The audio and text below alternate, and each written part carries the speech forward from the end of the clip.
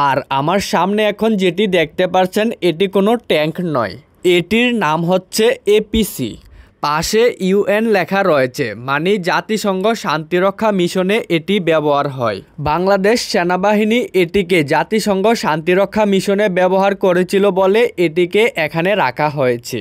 এখন যেটি দেখতে পাচ্ছেন এটি হলো SU-100 সেলফ প্রোপেলার গান। এটি সোভিয়েত ইউনিয়ন নির্মিত দ্বিতীয় বিশ্বযুদ্ধের পরবর্তী সময় একটি শক্তিশালী কামানবাহী যান। এখন যেটি দেখতে পাচ্ছেন এটি হলো ট্রুড আর্টিলারি গান। বাংলাদেশে মুক্তিযুদ্ধের পর এই ধরনের আর্টিলারি সেনাবাহিনীতে ব্যবহার হয়ে আসছে, তাই এটিকে প্রদর্শনের জন্য এখানে রাখা হয়েছে। এখন যেটি দেখতে পাচ্ছেন এটি হচ্ছে MiG-21 যুদ্ধবিমান। এই MiG-21 যুদ্ধবিমানটি একসময় বাংলাদেশ বিমান বাহিনীতে ব্যবহার হতো, তাই এটিকে বর্তমানে প্রদর্শনের জন্য জাদুঘরে রাখা হয়েছে।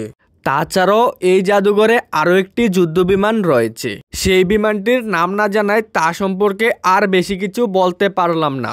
আর তোমরা যদি এই জাদুঘরটিতে কখনো না গিয়ে থাকো তাহলে একবার হলেও এই জাদুঘরটিতে ঘুরে আসা উচিত, কেননা এখানে শিখার মতো এবং দেখার মতো অনেক কিছুই রয়েছে।